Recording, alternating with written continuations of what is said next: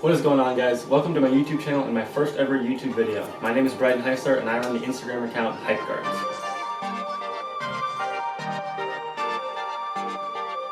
For basketball, and I've been investing in sports cards for a little over a year now. I've learned a lot, I've made a lot of mistakes, and I've made a little bit of money along the way, so I wanted to create this channel to share with you guys my journey so far and give you guys some helpful tips and tricks if you guys are interested in investing in sports cards as well.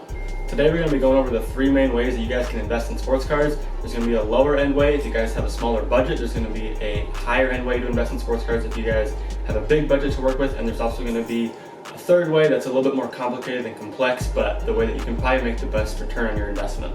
So let's get right into it. Alright, so we're going to be going over the three ways that you guys can invest in sports cards. For each way, I'm going to give you guys a quick example, a quick short-term and a long-term example of how this has worked in the past. I'm going to be using eBay sales on the screen to show you guys real proof that you can make money through doing this. So the first way that you can invest in sports cards is you can buy the cards raw or ungraded, hold onto them, and then sell them raw or ungraded as well. You guys can do this in the short term or the long term. You guys can wait a couple months to sell a card, you guys can wait a couple weeks, or you can wait as long as 1, 2, 3, 4, even 5 years if you want to. First example we're going to go over is Michael Porter Jr. MPJ was a great choice to invest in before the bubble started because the Nuggets were dealing with a little bit of injuries and he had a lot of opportunity to play or even start like he had been doing. Prior to August and prior to some of his bigger games, his cards were selling for right around $20 a piece. You can see here that some were selling for $19 up to $25. Pretty cheap investment. Fast forward a few weeks to after Michael Porter Jr.'s really good games, and his cards are selling for over $80 a piece, $83, $87, even close to $90. So this is a great example of a short-term buying raw and selling raw cards. You could make $60 per card. Of course, there's going to be taxes and shipping and all that stuff. You're going to have to deal with that anyway. So this is a great example of a short-term raw investment.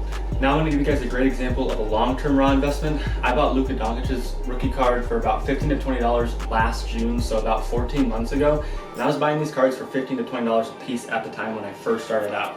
Now if we fast forward to August, these cards are selling for almost $400 a piece, which is absolutely crazy.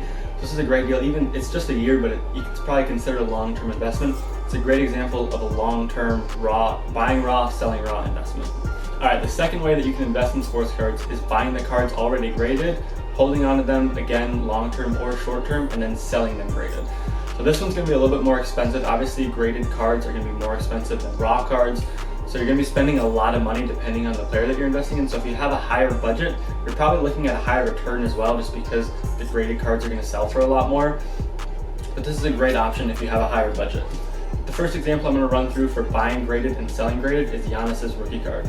Giannis's PSA 10s just back in May were selling for around $2,000 a piece, and even last year before all this, I think they were selling for around $500 or $600. Don't quote me on that.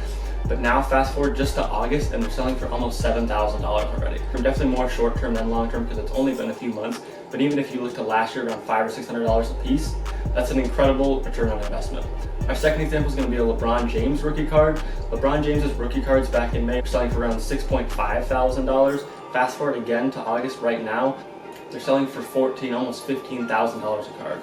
I'm pretty sure these cards last year were selling for around $1,000, maybe $2,000. Again, don't quote me, I couldn't find comps for over a year ago, but they were selling for around $2,000, I believe, and now they're all the way up to $14,000 or $15,000. So again, this was the second way to invest in sports cards, buying graded and selling graded. You're going to need a higher budget to invest this way, but it's a great option if you have the money. Alright, the third way and the most complicated way to invest in sports cards is to buy the cards raw, get them graded, and then sell them graded. I do want to throw out a little bit of a disclaimer that this is very complex and very complicated. It's not easy to invest this way. You have to really know what you're doing. You have to know where to buy the cards from. You have to know exactly what you're looking for when you buy the cards. And that's why I think you should start buying just raw cards and selling them raw, or buying just graded and selling them graded. So you can kind of see the difference between good grades and bad grades. You can see what all different types of raw cards look like and the conditions that they come in. But regardless, this is a great investment if you're able to learn the craft. This is the way that I invest, and I'm going to go through a few examples of some of my best investments when I buy the cards raw and I sell them graded. So the first example I'm going to go through is Jason Tatum's card. I was buying Jason Tatum's rookie card for around $10 to $15 before the All-Star break this last year, but we're going to fast forward to the future. We're going to fast forward to August right now. Right now, Jason Tatum's cards is selling for around $200 raw. So again, you have to know what you're looking for. But if you can find a great deal on eBay for around $200, you're going to send this card to PSA. Prices will vary based on group subs, or if you just send directly to PSA. I personally paid $20 for 20-day service at PSA. Assuming I get a 10, the card's going to sell for around $950, which is absolutely insane. If I wouldn't get a 10, hopefully I'd get a 9. Those 9s are selling for right around $300 right now. I'd probably end up losing a little bit of money because the cost of grading, shipping, all that stuff in between. But if I would get a 10, it'd be a great return on investment, and that's why I say this is very complicated. You have to know what you're doing if you're buying the cards raw and selling them graded. The second example that I'm going to walk you guys through is, again, a Luka example. I was buying Luka cards last June for $15 to $20 a piece, and I ended up grading those. I also bought in again last spring when they were selling for around $50 to $60 a piece. This was a really great investment for me since I bought in at $15 to $20 and then again at $50 to $60. I sold a lot of mine for around $500 or $600 a piece. Again, you gotta factor in what it costs to grade, taxes, shipping, all that stuff.